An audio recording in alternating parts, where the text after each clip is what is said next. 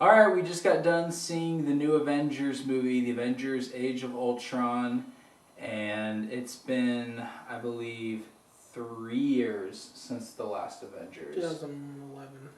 No, wait, 12. 12. So yes, yep, 3 years. It was after we were out of high school. So yeah. So it's been 3 years, and, you know, for me, I'll just give my opinion, then I'll let you say what you want to say real quick. Just to wrap up my feelings on this movie, I thought overall it was fun, but I do think this was not as good as the first one. In fact, I would say it's not even as close as being as good as the first one.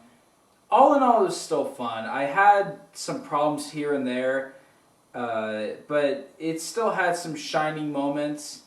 The action scenes were kind of hit or miss for me. I thought some of them had some really good stuff in there, but other times they were just very forgettable and just kind of just going by a formula that we've seen time and time again. And that kind of sums up this movie. It's kind of your procedural Marvel movie. We've seen these movies for a long time now, and this one doesn't really do that much different. With that said, it was still entertaining, but... And I guess I would still recommend it, but not a terrible film, but definitely not as good as the first one in my opinion.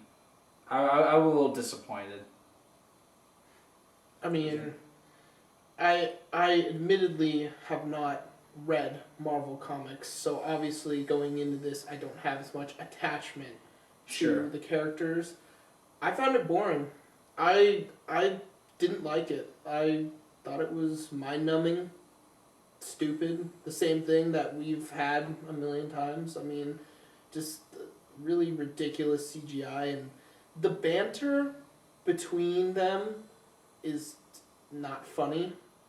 Like, it's supposed to be witty and funny, and it didn't do anything for me. I mean, the banter between the characters in, like, Guardians of the Galaxy was actually good because those characters were interesting and not, I don't know, I mean, it just works so much better in that movie. Well, I think the characters are still interesting. Sure. I don't think the characters have peaked.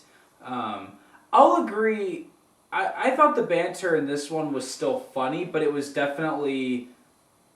It was still... But I agree that it was, again, it was a very formula dialogue. It's something that we've seen, again, you know, Tony takes a dig at Captain America, like, you know, kind of stuff that we've seen before.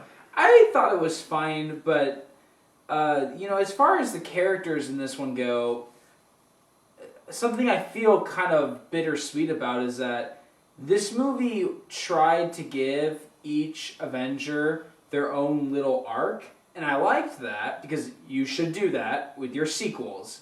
In your sequels, your characters need to continue to develop, or if they're not going to develop, you need to surround them with characters who will. So, but in this case, they gave just about every Avenger their own little conflict, and I liked that. The problem is that some of these conflicts do not get resolved. In fact, some of them kind of drop out halfway. You know, there's this thing going on with Black Widow throughout the movie about her backstory, and that just gets dropped, like at one point in the film, and it doesn't get brought up for the rest of the movie. And that's just one character. There's a couple other characters where they do that, and then they just drop it, and they don't bring it up.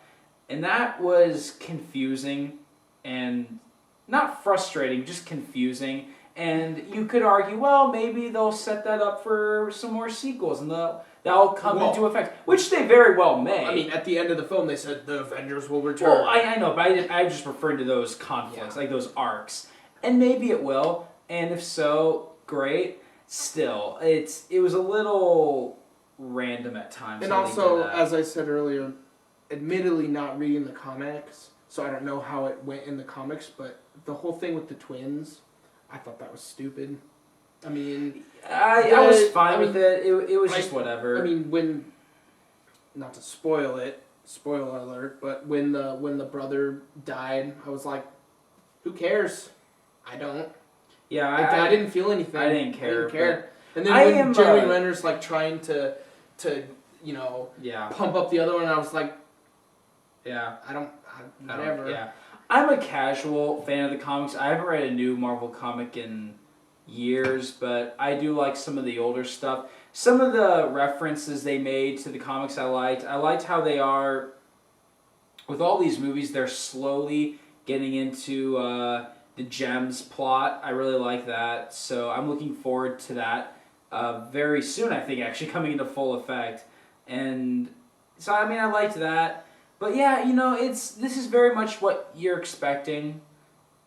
There's really not much to say. I mean, I would recommend it if you're a fan of the series, but just keep in mind, I don't think it's as good as the first one. If you want more explosive, mind-numbing action with the same people that you've seen before, then this is your movie. Yeah, this doesn't really do that much new.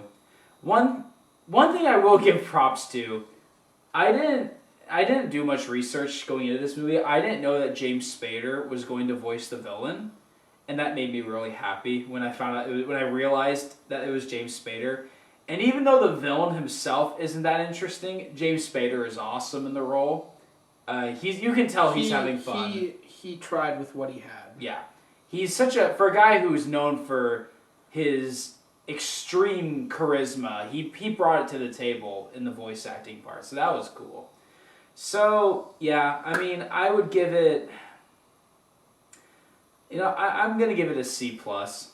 It's fine. I don't know. Yeah. Yeah. I mean, I think we're gonna. I know a lot of the diehard fans might, really find that upsetting, but that's our opinions. Sorry. Yeah. But that's just how I feel about it. So I would still recommend it though if you're a fan of these movies and if you want to continue to watch them. If you're a fan of Marvel and you have, you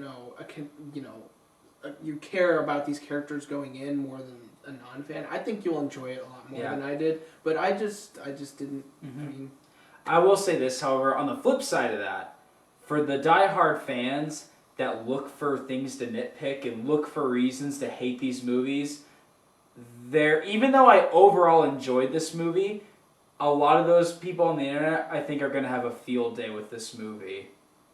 Yeah.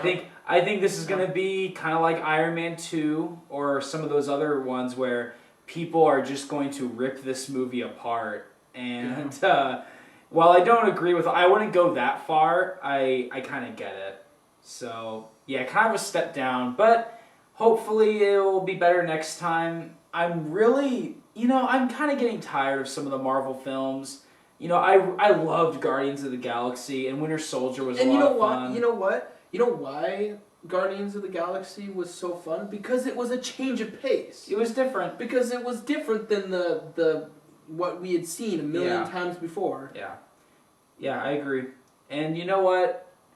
As far as the other Marvel releases go, I don't really want to get into it. Most of them, I'm really not interested that much. I'll go see them, and I hope they're good, but I'm really not that pumped up. Right now, the next upcoming movie that I'm pumped up for is Mad Max. Hopefully that'll be really good. If that's one where if it's not good, I might be a little depressed for a while. I will be very depressed. If that doesn't turn out to be good. And after that, the next one I'm probably pumped up for will probably either be Terminator or... I'm not really not that pumped up for Jurassic World, but probably Terminator will probably be the next one that I'm really pumped up for. Then after that, it'll be Star Wars. I'm really not looking forward to the next Marvel movies, but I mean, I hope they're good. Oh, and one thing, not a spoiler, but in almost every single Marvel movie, I think you said, there's always 2 end credit things. Yeah, post credits. There is one right at the original, but there's not one at the end. So don't bother. Yeah, don't. At least at our theater. Yeah, don't. Although we were having technical difficulties at our theater, so maybe we just got the bad end of the bargain. I don't think so. I don't think so, though. Yeah, based on what we saw, don't actually bother waiting till the very, very end credits, because apparently there isn't another ending to that. So. Yeah. Anyways, that's our review of Age of Ultron, so thanks for watching.